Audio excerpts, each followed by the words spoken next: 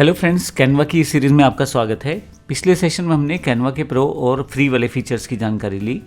इस सेशन में बात करेंगे कैनवा को डैशबोर्ड को आप कैसे यूज़ कर सकते हैं। कैनवा आपको बहुत सारे फीचर्स देता है ग्राफिकली काम करने के लिए, लेकिन अगर आपको उसके डैशबोर्ड की पूरी जानकारी है तो आप आसानी से काम कर सकते हैं। सबसे पहले मैं अपना कैनवा अकाउंट ओपन कर लेता हूँ। अगर आपके पास पर्सनल अकाउंट है तो आपके पास राइट हैंड साइड पे यहाँ पे पर्सनल लिखा आएगा, और अगर आपका प्रो अकाउंट है तो यहाँ पे प्रो लिखा आएगा। यहाँ अगर आप देखें तो आपके पास कैनवा ने एक डिफ़ॉल्ट डैशबोर्ड दिया है। प्रो और पर्सनल में सिर्फ यही फ़र्क है कि कुछ फीचर्स या कुछ चीज़ें आपको एक्स्ट्रा रहती हैं प्रो में, उनकी बात हम आने वाले सेशंस में करेंगे। अभी बात करेंगे हम पर्सनल में जो कौन कौन सा इंटरफेस है। इंटरफेस दोनों में सेम रहने वाला है। पर्सनल और प्रो में इंटरफेस का फ़र्क नहीं है, केवल फीचर्स या केवल नंबर ऑफ ग्राफिक्स का फ़र्क है, ये ज़रूर ध्यान रखिएगा। तो अब बात करते हैं कि कैनवा का डैशबोर्ड किस तरह से काम करता है या कौन कौन से फीचर हैं इसमें। जब आपके पास कैनवा ओपन हो जाता है तो मैंने जैसे बताया राइट हैंड साइड पे टॉप की साइड आपका जो अकाउंट है उसकी जानकारी रहती है।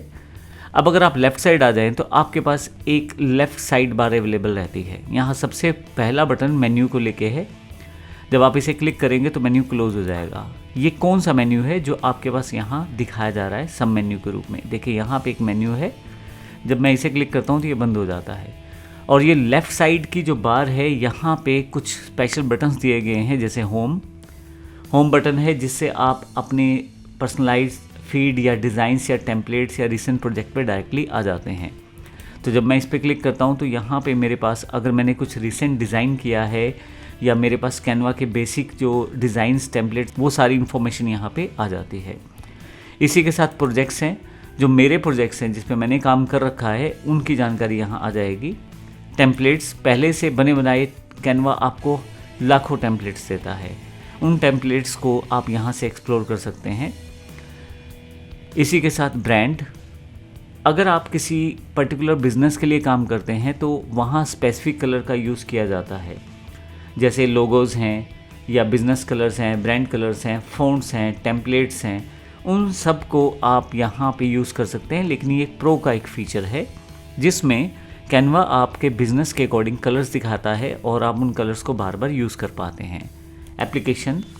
एप्लीकेशन में कैनवा आपको कुछ ऐसे फीचर्स देता है जिससे आप अलग तरह के लेवल के डिज़ाइंस को क्रिएट कर सकते हैं और अपना काम आसान कर सकते हैं। पहले से बनी बनाई बहुत सारी एप्लीकेशन इसमें है जिनका यूज़ आप अपने डिज़ाइन में कर सकते हैं। जैसे एग्जांपल के लिए आप QR कोड क्रिएट करना चाहते हैं तो आप यहाँ किसी ऐप से कर सकते हैं। आप गूगल मैप को इंटीग्रेट करना चाहते हैं, वो ऑप्शन अवेलेबल है। गिफी अवेलेबल है। इस तरह की बहुत सारी एप्लीकेशन है जिनको आप आसानी से काम में ला सकते हैं। इसी तरह से आपके पास ड्रीम लैब है जो AI बेस्ड टूल्स के ऊपर काम करती है, जिसको हम आने वाले सेशंस में समझेंगे। मैं अभी होम पे वापस आ जाता हूँ।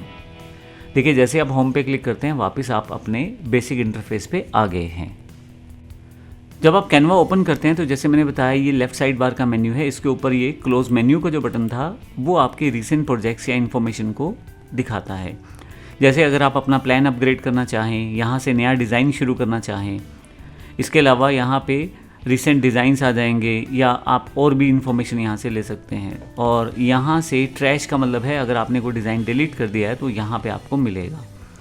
अभी ये दो मेन्यू के अलावा अगर राइट साइड की तरफ थोड़ा सा चलें तो आप अगर सेंटर में देखें तो यहाँ ऊपर की तरफ आपके पास सर्च बार दी गई है जो आपके काम को बड़ा आसान कर देती है। अगर आप केवल कैनवा के डिज़ाइन में कुछ सर्च करना चाहते हैं तो वो डिज़ाइन कर सकते हैं। अगर आपको केवल कैनवा के डिज़ाइन में कुछ सर्च करना चाहते हैं तो कैनवा टेम्पलेट सेलेक्ट कर सकते हैं। और अगर आपने पहले को डिज़ाइन बना रखा है उसमें कुछ सर्च करना चाहते हैं तो ऑल योर कंटेंट में, ब्रांड में, जैसे कि अगर आप बिजनेस पॉइंट से करते हैं ब्रांड टेम्पलेट्स में, इन पे आप सर्च कर सकते हैं। मैं सिंपल क्लिक कर दूं बिज़नेस को क्लिक करके तो देखें आप यहाँ पे बहुत सारे डिज़ाइन बिज़नेस को लेके यहाँ पे दिखा दिए हैं कैनवा ने। अभी मैं बंद कर देता हूँ तो ये हट जाएगा। इसी तरह से आपके पास यहाँ पहले से कैनवा ने प्री डिफाइंड साइज़ के साथ कुछ टेम्पलेट्स की इन्फॉर्मेशन दी है। जैसे मोबाइल वीडियो अगर आप बनाना चाहते हैं, इंस्टा का वीडियो बनाना चाहते हैं, फ़ोटो कॉलाज है, document, white board, presentation, social media, direct उसने बटन दे दिए हैं जहाँ से आपको साइज़ के बारे में सोचने की ज़रूरत नहीं है। हालांकि आप कस्टम साइज़ बना सकते हैं लेकिन यहाँ डिफाइंड उसने पहले से साइज़ कर दिया है।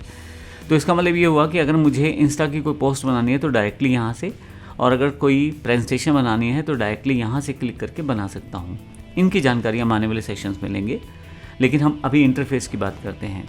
नीचे की तरफ देखेंगे तो कुछ डिज़ाइंस जो कैनवा के पास नए हैं वो आपको शो किए जाएंगे, और रिसेंट डिज़ाइंस जो आपने देखे हैं कुछ टाइम पहले वो आपके पास यहाँ शो किए जाएंगे। तो एक तरह से यहाँ पे आपके पास इंफॉर्मेशन दिखाई गई है डिज़ाइंस को लेके।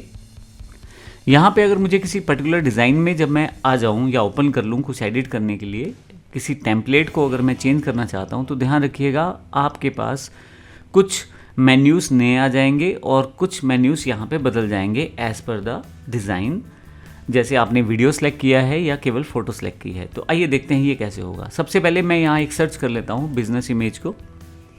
आपके पास कैनवा बताएगा कि कितने हज़ार टेम्पलेट्स उसका पहले से हैं। तो पहले से बहुत सारे टेम्पलेट हैं, आप किसी को भी पिक करके बड़ी आसानी से डिज़ाइन बना सकते हैं। अब एक चीज़ ध्यान रखिएगा, अगर आपके पास यहाँ प्रो का सिंबल है दैट मीन्स ये पेड डिज़ाइन है, आप फ्री वाले अकाउंट में इसको यूज़ नहीं कर पाएंगे। देखें यहाँ पे, लेकिन जिस पे ये सिंबल नहीं है वो अकाउंट लेकिन जिस पे ये सिंबल नहीं है उस वीडियो या उस ग्राफिक को आप बड़ी आसानी से यूज़ कर पाएंगे। जैसे इस पे सिंबल नहीं है, इस पे सिंबल नहीं है, इस पे भी सिंबल नहीं है। अब मुझे ये डिज़ाइन अच्छा लग रहा है और ये जो डिज़ाइन है इस पे भी प्रो का सिंबल नहीं है, तो बड़ी आसानी से मैं इसको प्रयोग कर सकता हूँ। मुझे सिर्फ इसको क्लिक करना है तो मेरे पास उसकी इन्फॉर्मेशन आ जाएगी, उससे जुड़े हुए कुछ डिज़ाइंस आ जाएंगे। अब मैं इसे कस्टमाइज़ दिस टेम्पलेट कर दूंगा तो ये बिल्कुल एक नई विंडो में ओपन हो जाएगा, जहाँ से मैं इस पे काम कर सकता हूँ। एडिटिंग कैसे करेंगे इसकी जानकारी बाद में, लेकिन अभी जो जानकारी है इंटरफेस को लेके है। अब अगर आप देखें तो अब आप एक इमेज को ओपन कर चुके हैं एडिट करने के लिए। प्रो में रहें या पर्सनल में सेम चीज़ रहेगी, सेम तरह का इंटरफेस, सेम तरह का डिज़ाइन और सेम तरह के ही आपको मेन्यूज़ मिलने वाले हैं। अब जब मैं यहाँ आ जाता हूँ तो आप माउस देखें, जहाँ माउस रखेंगे और क्लिक करेंगे उसके अकॉर्डिंग आपके पास एक कॉन्टेक्स्ट मेन्यू खुल जाएगा। मैंने बैकग्राउंड पे रखा है तो कुछ कलर्स को रिलेटेड कुछ मेन्यू खुल गया है। मैंने जब टेक्स्ट पे क्लिक किया है तो टेक्स्ट से रिलेटेड एक मेन्यू ओपन हो गया है। इसी तरह से दूसरे टेक्स्ट को ओपन करता हूँ, एक इमेज को क्लिक करता हूँ तो इमेज से रिलेटेड कुछ ओपन हो गया है।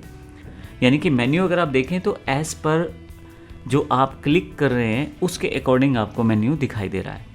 मैं यहाँ जब क्लिक करता हूँ फिर से टेक्स्ट पे तो टेक्स्ट बेस्ड मेन्यू आ जाता है। मैं बाहर क्लिक कर देता हूँ तो मेन्यू हट जाता है। और अगर आप लेफ़्ट साइड देखें यहाँ तो यहाँ का मेन्यू भी चेंज हो गया है। डिज़ाइंस हैं यहाँ पे बहुत सारे, जिसमें पहले से बने हुए टेम्पलेट स्टाइल्स हैं। इसी तरह से एलिमेंट्स हैं, टेक्स्ट है, ब्रांड है, अपलोड्स जहाँ आप कुछ इमेजेस या ग्राफिक्स को अपलोड कर सकते हैं, टूल्स हैं और प्रोजेक्ट्स। और यहाँ पे आप अपने प्रोसेस को, यहाँ प्रोजेक्ट्स हैं जहाँ पे आप अपने डिज़ाइंस को सेटअप कर सकते हैं। और नीचे की तरफ कुछ AI टूल्स के लिए कुछ क्विक एक्शंस बटन भी दिए गए हैं। तो कुल मिला के बात ये हुई कि जब आप क्लिक करते हैं किसी इमेज को ओपन करते हैं तो वहाँ पे मेन्यूज़ का कॉन्टेक्स्ट बदल जाएगा। ये मेन्यू और ये मेन्यू जो मैंने पहले आपको दिखाया था उसमें डिफरेंस है। ये मेन मेन्यू है जहाँ से आपने शुरुआत की थी, और ये जब आप किसी फ़ोटो के अंतर्गत आ जाते हैं तो वहाँ पे ये मेन्यू अवेलेबल हो जाता है। यहीं पे टॉप मेन्यू में एक आपके पास कुछ बटन एक्स्ट्रा आ जाते हैं, जैसे फाइल का ये बटन अलग है, पहले नहीं अवेलेबल था। रिसाइज का बटन आ जाएगा, एडिटिंग कर सकते हैं आप। इसके अलावा आप अंडू और रीडू कर सकते हैं। मान लीजिए मैंने कुछ यहाँ चेंज कर दिया है, मान लीजिए इसे मैं डिलीट कर देता हूँ तो ये अंडू का बटन एक्टिव हो जाएगा और फिर से रीडू का बटन एक्टिव हो जाएगा। आप सेव देखें, चेंजेस ऑटोमेटिकली कैनवा करता है, इसमें आपको मैन्युअली कुछ नहीं करना होता। पोस्ट का नाम है, यहाँ से आप पोस्ट का नाम चेंज कर सकते हैं, कुछ भी नाम रख दें। आप अगर अपने प्लान को अपग्रेड करना चाहते हैं वो कर सकते हैं। और इसी तरह से कुछ इन्फॉर्मेशन यहाँ पे आपके पास है, आपके प्रोफाइल के बारे में, एनालिटिक्स हैं और कमेंट्स इत्यादि की इन्फॉर्मेशन यहाँ पे आपके पास अवेलेबल रहेगी। आप चाहें तो इस डिज़ाइन को शेयर भी कर सकते हैं बड़ी आसानी के साथ। इन सब इन्फॉर्मेशन, इन सब चीज़ों पे हम बारी बारी से जानेंगे, क्योंकि हर एक चीज़ में हम इन सब चीज़ों के बारे में बारी बारी से जानेंगे, क्योंकि हर एक कमांड के अंदर बहुत सारी चीज़ें, बहुत सारे ऑप्शंस शामिल हैं। यहाँ से वापस आ जाता हूँ और मैंने आपको अभी इमेज की बात की है। अब अगर आपने वीडियो ओपन किया है, मेरे पास पहले से यहाँ एक वीडियो ओपन है, उसे मैं दिखा देता हूँ। तो जब आप एक वीडियो ओपन करते हैं तो उसमें भी लगभग सेम प्रोसेस रहेगा। अब वीडियो के लिए भी आप वैसा करें, यहाँ पे आप सर्च कर सकते हैं। मान लीजिए बिजनेस ही सर्च किया आपने और यहाँ पे आपके पास जब आप बिज़नेस के लिए सर्च करते हैं तो कैटेगरी डिसाइड कर सकते हैं किस तरह का वीडियो। अगर आपको कैटेगरी नहीं मिल रही तो यहाँ वीडियो टाइप कर दें आप, और ये बताएगा कि किस तरह के वीडियोस का ऑप्शन अवेलेबल है। मैं वीडियो पे क्लिक कर देता हूँ तो केवल वीडियो दिखाई दिए जाएंगे यहाँ पे, देखें। और फिर से वो ध्यान रखिएगा, अगर ये निशान दिया है pro, that means paid feature है, आप कैनवा प्रो के साथ यूज़ कर पाएंगे। और अगर कोई डिज़ाइन और अगर कोई प्रो बटन यहाँ नहीं दिया गया है तो फिर आपके पास सिंपल जो इमेज या सिंपल वीडियो अवेलेबल है जिसको आप आसानी से एडिट कर सकते हैं। मान लीजिए मैं इसी को एडिट करना चाहता हूँ, मैं क्लिक कर देता हूँ इसे, फिर से कस्टमाइज दिस टेम्पलेट, एक अलग टैब में वो वीडियो अवेलेबल हो जाएगा। अब आपके पास फिर से ध्यान रखिएगा क्या है आपके पास, वीडियो है या ग्राफिक्स, इमेज है सिर्फ। तो जब आप वीडियो पे क्लिक करते हैं तो कॉन्टेक्स्ट टैब जो है वीडियोस के अकॉर्डिंग आएगा। अभी टेक्स्ट है तो टेक्स्ट के अकॉर्डिंग आ रहा है, वीडियो के अकॉर्डिंग ये टैब अब अवेलेबल हुआ है, ये ग्राफिक के अवेलेबल हुआ है अकॉर्डिंग, क्योंकि मैंने बैकग्राउंड को सिलेक्ट किया है। वीडियो में आपके पास नीचे एक टाइमलाइन भी एक्स्ट्रा अवेलेबल हो जाती है जिससे आप वीडियो को आसानी से एडिट कर सकते हैं। उसमें नोट्स, ड्यूरेशन, आप जूम इन जूम आउट कर सकते हैं वीडियो को, पेजेस और टाइम कितना है उस वीडियो का, वो सब जानकारियाँ यहाँ पे अवेलेबल रहती हैं। अगर वीडियो एक से ज़्यादा हैं तो ग्रिड व्यू में सेलेक्ट कर सकते हैं स्लाइड्स को आप अपनी, और अगर आप यहाँ दोबारा क्लिक करेंगे तो क्लोज हो जाएगा ग्रिड व्यू। तो अब यहाँ पे आपके पास बाकी सब चीज़ें लगभग सेम हैं। तो जिस तरह का आप क्लिक करेंगे, यानी कि जिस आइटम पे आप क्लिक करेंगे उसके अकॉर्डिंग ही आपके पास मेन्यूज़ ओपन होंगे। कॉन्टेक्स्ट मेन्यू की बात कर रहा हूँ, बाकी मेन्यूज़ लगभग सेम ही रहते हैं यहाँ पे। तो एक बेसिक ओवरव्यू था कैनवा के इंटरफेस को लेके, जिसमें हमने देखा क्या क्या ऑप्शंस हमारे पास अवेलेबल हैं। मैं आपको ये बता दूं, प्रो और पर्सनल दोनों में सेम तरह के आपके पास फीचर अवेलेबल रहेंगे। फ़र्क सिर्फ नंबर ऑफ़ ग्राफिक्स का है। प्रो में आपको पेड ग्राफिक्स मिलनी शुरू हो जाएंगी, जबकि फ्री में आपको पर्सनल अकाउंट में आपको फ्री ग्राफिक्स ही, जबकि पर्सनल अकाउंट में आपको केवल फ्री ग्राफिक्स ही मिलती हैं, पेड ग्राफिक्स नहीं मिलती। तो इस तरह से हम यूज़ कर सकते हैं कैनवा के इंटरफेस को अपने प्रोसेस के लिए। नेक्स्ट सेशन में हम देखेंगे किस तरह से अगले पार्ट पे हम कैनवा को आगे बढ़ाएंगे। धन्यवाद।